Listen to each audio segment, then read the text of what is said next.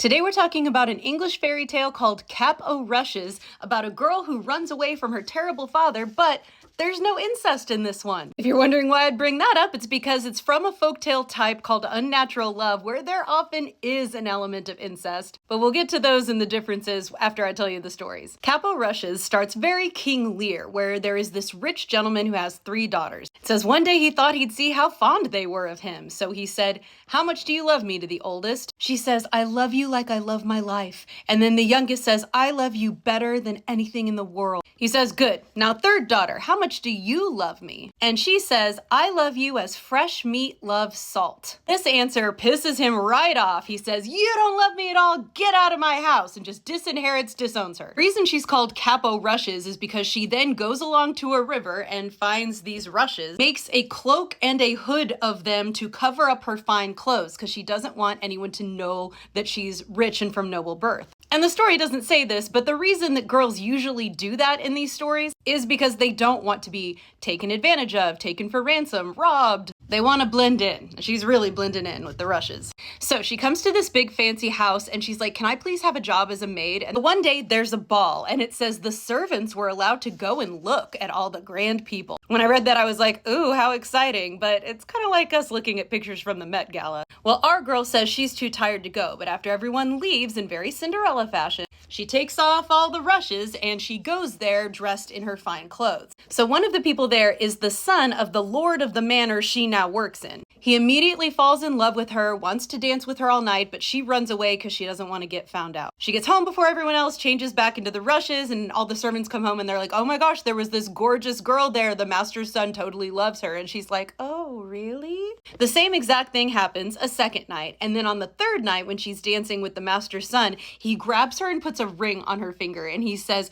"If I will not see you again, I will die." Well, she still runs away from him at the end of the night, but she keeps the ring. Well, the master's son goes to bed sick and he's like, "I'm gonna die if I can't find this girl." And remember, she lives in the same house with him. So his family tells the cook to make him some gruel. And then our girl comes up to the cook and she's like, "Hey, can I make the gruel?" And the cook's like, "I guess." So she makes the gruel and puts the ring in it and takes it up to him. She leaves, he drinks the soup, finds the ring at the bottom, and then he's like, "Oh my God, bring that girl back to me." So she comes back up and he's like, "Who made this gruel?" And she's like, "The cook." And he's like, "Nah, I don't believe you." He says, "Where did you get this ring?" And she says, "From him that gave it to me." And then she takes off her rushes and shows her fine clothes underneath. And he's like, "Oh, it's you." They get married and then they have a big ceremony, big feast. She invites her father, but he's coming not knowing she's the bride. And she tells the cook, "I want you to cook every dish without a mite of salt." The cook says, "That'll be rare nasty." And she says, "That doesn't signify." And the cook says,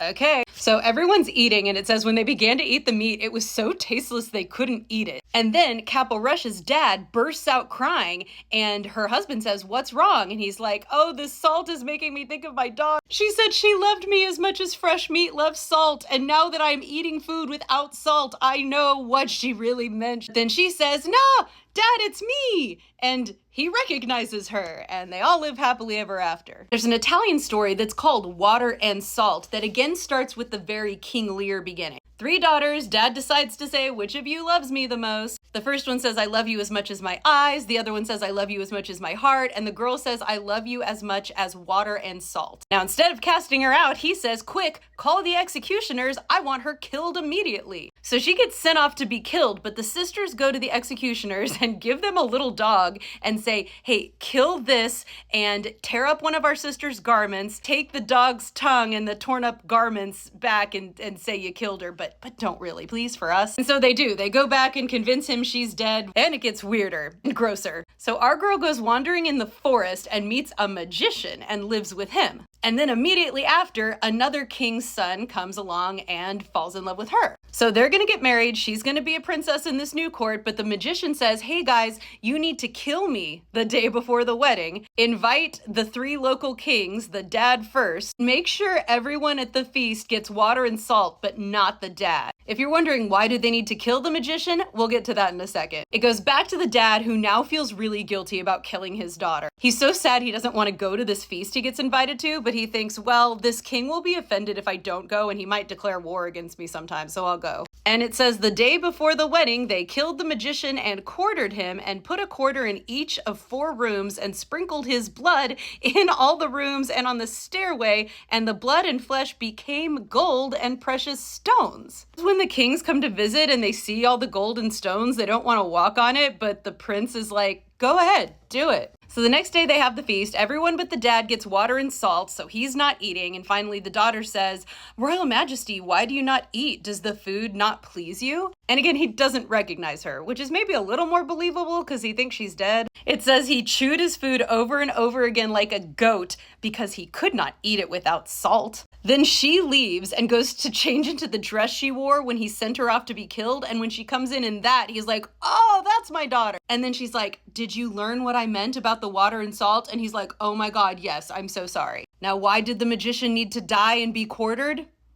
No idea, but that's a detail in the story I couldn't resist telling you. There's one more French one that's called The Dirty Shepherdess. In this one, the king just has 2 daughters, and the first one says she loves him like the apple of her eye. But the second one says, I look at you like I look upon the salt in my food. He kicks her out just like in Cap o' Rushes, and she goes carrying all her jewels and her fancy clothes. Says she's walking along with them, not sure how she's gonna survive because, quote, she had never been shown how to work. Probably not. So she thinks no one's gonna hire her if she looks too pretty and high class, so she like dirties her face and makes herself ugly. In a lot of these stories, princesses are able to suddenly be ugly just by having dirt on their face, which you could argue kind of speaks to how wealth really affected attractiveness and beauty back then, because in like the 1700s, if you can afford to keep clean, you got money. And that's attractive. So she gets a job tending sheep, and then one day she just kind of feels like being pretty again, so she washes herself off in the forest because she's all alone, puts on her pretty clothes, and a prince happens by and sees her,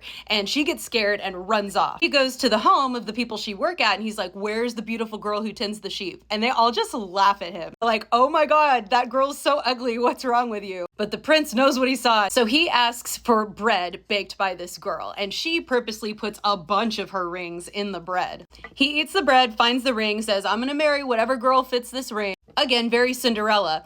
But in this one, I mean, there's so many fingers, like it doesn't say what finger. Like one that fits someone's ring finger could fit my thumb or my pinky. Anyway, it doesn't matter. He finds her just like Cinderella with the slipper. They have the wedding feast and she invites the dad. They actually have a wedding breakfast the next day and she has only his food not have salt. I think it's only Cap o' Rushes where everyone has the bland food. It says he's making faces, eating very little, and she sits beside him and says, why aren't you eating? He says, this is dreadfully tasteless. And she says, did I not tell you, father, that salt is the best thing in life? Then he realizes who she is, realizes he was wrong, embraces her. And in this one, it said the servants bring out dishes with seasoning for him, and he says they're the very best he's ever eaten. As I mentioned, a lot of these story elements appear in stories like Donkey Skin, Alalairao, or All Kinds of Fur. Stories where the girls have to run away from their dads, then disguise themselves and get found out in very Cinderella ways by a new prince in a new kingdom. But in those, like I mentioned at the beginning, they're running because their dad wants to marry them. In some of those stories, we never see the dad again. In some, he gets horribly punished. Those are my favorite. In a couple, he realizes he was wrong and gets forgiven. If you want a deeper dive, I have more videos about it. I also talk about it in the Very Bad Dads episode of my podcast. But these are a lot more pleasant because they're running away from their dads or kicked out by their dads just because the dads are